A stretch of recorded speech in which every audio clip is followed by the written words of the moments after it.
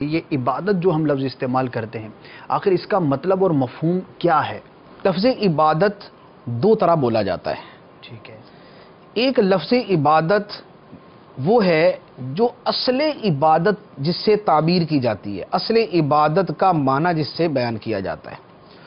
دوسرا لفظ ہے عبادات، یعنی ایک ہے عبادت اور ایک ہے عبادات۔ نماز، روزہ، حج، زکوٰۃ یہ عبادت بھی ہیں، لیکن ہمارے عرفی مفہوم کے اعتبار سے یہ عبادات ہیں کہ یہ بہت ساری عبادتوں کے نام لے دیے۔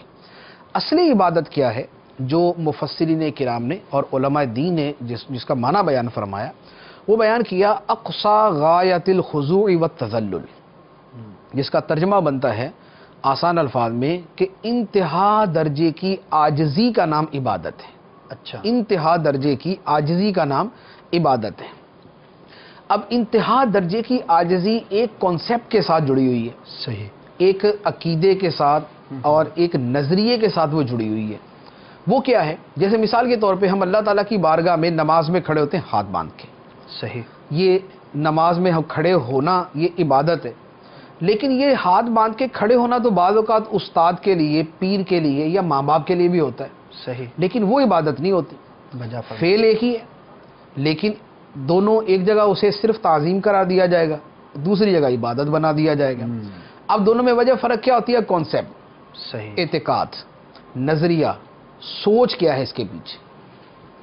جب اب اسے آسان الفاظ میں یوں کہہ لیں کہ جب بندہ اپنے آپ کو عابد یعنی بندہ سمجھتے ہوئے اور اللہ تعالیٰ کو خدا سمجھتے ہوئے، مستقل بالذات سمجھتے ہوئے کہ وہ ہمیشہ سے ہے، ہمیشہ رہے گا اور اس کے تمام کی تمام چیزیں اس کی ذاتی ہیں، وہ اپنی قدرت، علم، سماع ہر اعتبار سے وہ ذاتی ہے، اس کو کسی نے دیا نہیں۔ جب اس اعتقاد کے ساتھ بندہ اپنی مرضی کو خدا کی مرضی کے سامنے جھکا دیتا ہے، یہ عبادت بن جاتی ہے۔ سبحان اللہ، اپنی مرضی کو خدا کی مرضی کے سامنے جھکا دیتا ہے تو یہ عبادت بن جاتی ہے۔ ٹھیک ہے۔ اب اسی کو لفظ اطاعت سے بھی تعبیر کر دیا جاتا ہے۔ جو کام بندہ اپنی مرضی پر اللہ کی مرضی کو ترجیح دے کے کر لیتا ہے وہ کام عبادت بن جاتا ہے۔ ٹھیک ہے، اب اس مفہوم کے اندر عبادت کا معنی بڑا وسیع ہو جاتا ہے۔ بے شک، اس میں روزی کمانا، روزی کمانے کے اندر بعض اوقات بندے کا دل کرتا ہے کہ وہ کمائے خواہ وہ حلال ہو یا حرام، صحیح، وہ زیادہ سے زیادہ کمائے خواہ اس کا ذریعہ جائز ہو یا ناجائز، لیکن وہ اپنی مرضی پر اللہ کی مرضی اور اس کی پسند کو ترجیح دیتا ہے اور صرف حلال کو اختیار کرتا ہے، بے شک، اگرچہ تھوڑا ملے۔ حرام کو وہ چھوڑتا ہے اگرچہ وہ زیادہ ہو۔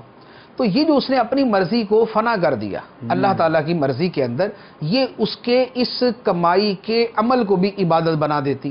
تو اب وہ کاروبار کر رہا ہے، ٹھیک ہے، وہ نماز نہیں کمپیوٹر پڑھ بیچ رہا ہے، ٹھیک ہے، یعنی وہ کمپیوٹر بیچ رہا ہے، وہ موبائل بیچ رہا ہے، وہ سافٹ ویئر بیچ رہا ہے، وہ جو بھی کر رہا ہے ظاہری اعتبار سے خالص دنیا کے کام ہے، ٹھیک، لیکن چونکہ اس کے پیچھے اس کا کانسیپٹ یہ ہے کہ میں اپنی مرضی کو خدا کی مرضی کے تابع کر رہا ہوں، لہذا یہی کام اس کا عبادت بن گیا۔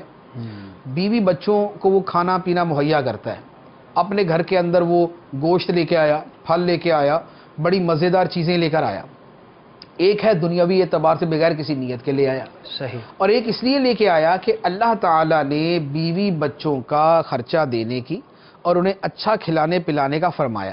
بے شک، اب جب اس نے یہی گھر والوں کو جو کھلانے پلانے کا کام تھا یہ اس لیے کیا کہ مجھے میرے خدا نے حکم دیا ہے، تو گویا اللہ کے حکم کو اپنی ذات کے اوپر اس نے نافذ کر لیا۔ صحیح، جب اللہ کے حکم کو اپنی ذات پر نافذ کیا، اب اس کا اپنے بیوی بچوں کو کھلانا، انہیں اچھے اچھے کپڑے پہنانا، انہیں دنیاوی لذات انہیں دینا، یہ بھی اس کے لیے عبادت بن جائے گا۔